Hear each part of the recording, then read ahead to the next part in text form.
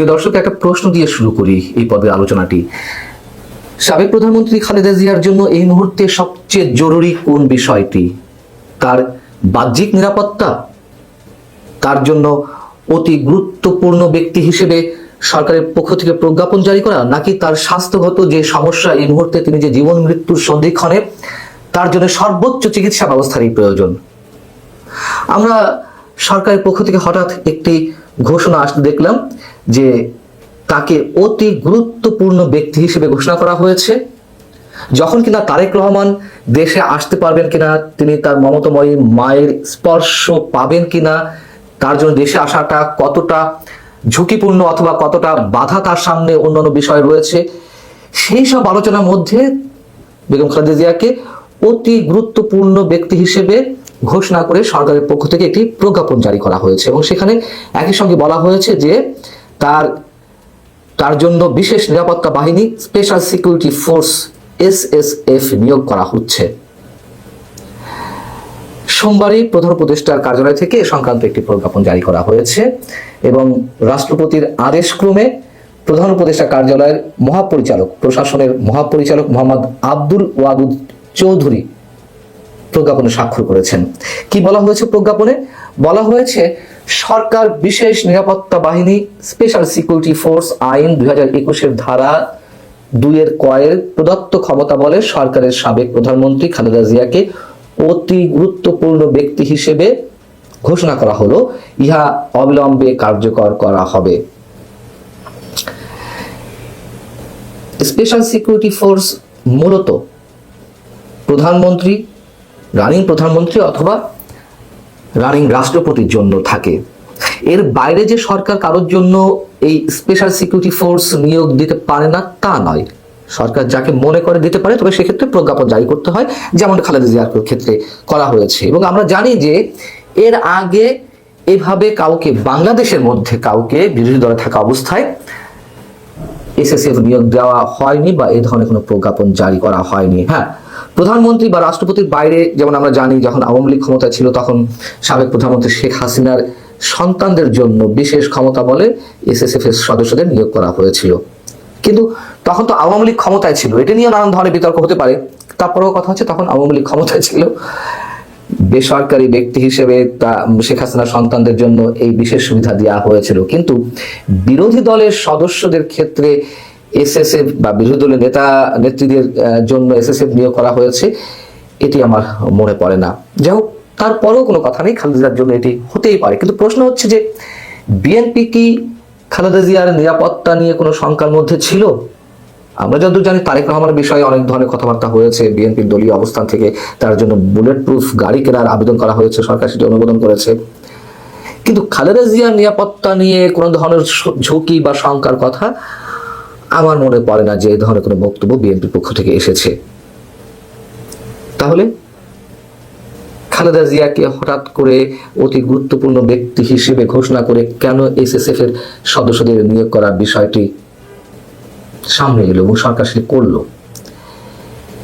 এর কারণ কি শুধুমাত্র বিএনপির আস্থা অর্জনের জন্য,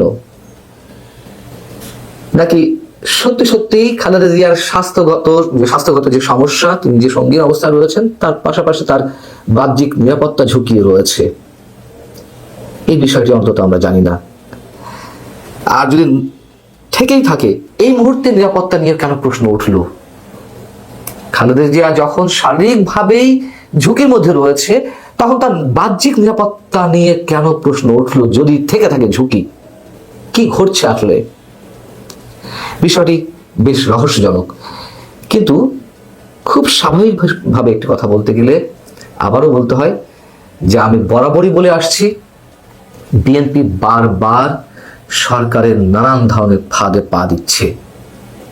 এটাও এক ধরনের ফাঁদ কিনা সে বিষয়ে নিশ্চিত করে কিছু বলতে পারছি না এই মুহূর্তে। অন্তত খেয়াল করে দেখুন, যখনই প্রধান উপদেষ্টা ডক্টর মোহাম্মদ ইউনূস বা সরকার বিপদে পড়েছে, রাজনৈতিকভাবে সংকটের মুখোমুখি হয়েছে, তার ক্ষমতায় থাকাটা ঝুঁকির মধ্যে পড়েছে, তখনই বিএনপিকে যমুনায় ডেকে বিএনপি নেতাদেরকে মোটামুটি মাথা হাত বুলিয়ে ভালো মন্দ কথা বলে ভালো ভালো খাবার খাইয়ে দিয়ে কন্ট্রোলে নিয়ে আসা হয়। বিএনপি এর শুধু বালকের মতন সেগুলো খেয়ে দিয়ে, মানে বিএনপি নেতারা সেগুলো খেয়ে দিয়ে এসে সরকারের গুণগান শুরু করে।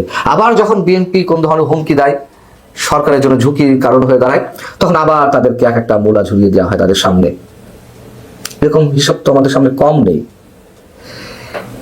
এই কারণে এই কথা বলছি, গত 15 জুলাই যখন লন্ডন বৈঠকটি হলো প্রধান উপদেষ্টার সঙ্গে তারেক রহমানের, অনেক ধরনের প্রশ্ন উঠেছিল যে কি কারণে তারেক রহমান ডিসেম্বর থেকে নির্বাচন ফেব্রুয়ারিতে করার জন্য রাজি হলেন, কি লেনদেন হয়েছে তাদের মধ্যে। অনেক ধরনের রহস্যজনক বা সন্দেহজনক কথাবার্তা বলছিল। কিন্তু এখন এসে মনে হচ্ছে তারেক রহমানের সঙ্গে প্রধান উপদেষ্টার ওই সময় কি কথা হয়েছে, যে বিষয়টি এখন সামনে এসেছে, তিনি দেশে আসতে পারছেন না, তৃতীয় কোনো শক্তির বাধা রয়েছে, এবং সেই বাধাগুলো আরো সামনে নিয়ে এসে, মানে সরকারের বক্তব্যগুলো সামনে নিয়ে এসে তারেক রহমানকে সেই বাধার ক্ষেত্রে আরো বরং বিতর্কের মধ্যে ফেলা হচ্ছে। যেমন পররাষ্ট্র উপদেষ্টা বললেন রোববার যে তারেক রহমান চাইলেই একদিনের মধ্যে তার ট্রাভেল ভিসার ব্যবস্থা করে দিবে, ট্রাভেল পাসের ব্যবস্থা করে দিবে। আবার আইন উপদেষ্টা সোমবারই মন্তব্য করলেন যে তারেক রহমানের দেশে আসার ব্যাপারে কোনো ধরনের আইনগত বাধা নেই, আর যদি কোনো বাধা থেকেও থাকে সেক্ষেত্রে সর্বোচ্চ সহযোগিতা করা হবে, উন্নয়ন নিরাপত্তার ব্যাপারে আমরা সর্বোচ্চ সহযোগিতা করব। সরকার জানে না তারেক রহমানের ক্ষেত্রে কি ধরনের বাধা রয়েছে, এটি আমাদের কাছে বিশ্বাসযোগ্য নয়। অবশ্যই সরকার জানে। এই জন্য আমি বলছিলাম 15 জুলাই লন্ডন বৈঠকে হয়তো এই বাধাটি নিয়ে কথা হয়েছে, এই বাধা সরকারের পক্ষ থেকে অপসারণ করা হবে বা কোনো একটা ব্যবস্থা নেওয়া হবে, তার জন্য তারেক রহমান ফেব্রুয়ারিতে নির্বাচনের বিষয়টিতে রাজি হয়েছেন। এখন অনেকখানি স্পষ্ট, কিন্তু সেই বাধা এখন সরকার দূর করছে না অথবা করতে পারছে না, যার কারণে তারেক রহমান বা বিএনপিকে ইমপ্রেস করার জন্য আগ বাড়িয়ে কি এই সব কাজবাজ করছে। খালেদা জিয়ার নিরাপত্তা ব্যবস্থা অতি জোরদার করা বা তাকে অতি গুরুত্বপূর্ণ ব্যক্তি হিসেবে ঘোষণা করে তাদের মন রক্ষার ব্যবস্থা করছে। খুবই রহস্যজনক একটি বিষয়, নিঃসন্দেহে হাস্যকর। জানি না ভিতরে কি আছে, আসলেই জানি না, কিন্তু অনেক বেশি প্রশ্নবিদ্ধ।